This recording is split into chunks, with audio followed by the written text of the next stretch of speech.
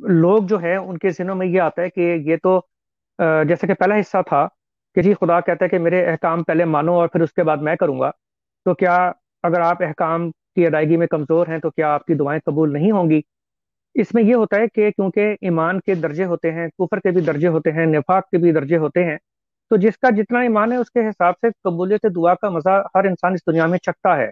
میں نہیں سمجھتا کہ جماعت احمدیہ میں کوئی ایسا انسان ہے جو کہ اگر اس کا خدا سے خدا نہ خواستہ کوئی ایسا خاص تعلق نہیں ہے تو اس کی کبھی زندگی میں دعا قبول بھی نہ ہوئی ہو۔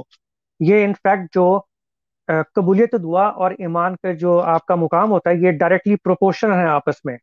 جتنا آپ خدا سے دور ہوں گے اتنا ہی قبولیت دعا آپ کے نچلے لیول کی ہوگی، اور جتنا آپ خدا کے قریب جاتے چلے جائیں گے اتنا ہی قبولیت دعا آپ کی بڑھتی چلی جائے گی۔ یہی وجہ ہے کہ مقامات میں انسان کے فرق ہوتا ہے۔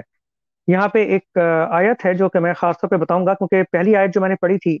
وہ تو یہ تھی کہ اور اے رسول جب میرے بندے تجھ سے میرے متعلق پوچھیں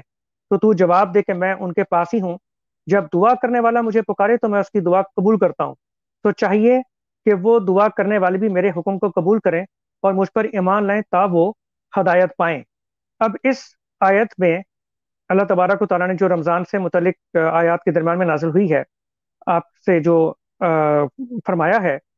میں یہاں پہ میرے بندوں سے، کیونکہ لوگوں کے ذہن میں آتا ہے کہ ہم کہاں خدا کے بندے بہت گناہ گار ہیں، تو ایک اور سورت سورہ زمر میں اللہ تعالیٰ نے آیت 54 میں فرمایا ہے،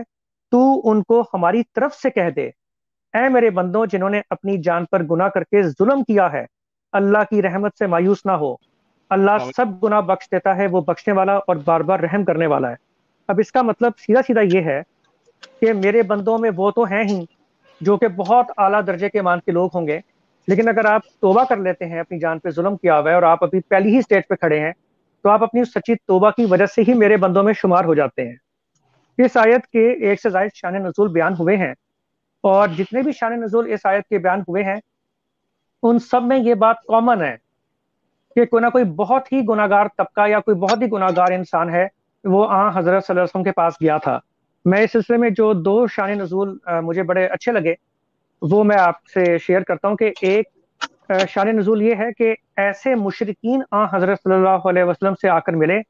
جو لوگوں کو قتل کرتے تھے اور زنا کرتے تھے، یعنی ان کی ذات میں تین جرائم جو ہیں وہ جڑے ہوئے تھے۔ ایک یہ تھا کہ وہ مشرک تھے، دوسرا وہ قتل کرتے تھے لوگوں کو، تیسرا زنا کرتے تھے۔ تو انہوں نے کہا تھا کہ باتیں تو آپ صلی اللہ علیہ وسلم کی بہت اچھی ہیں، لیکن کیا خدا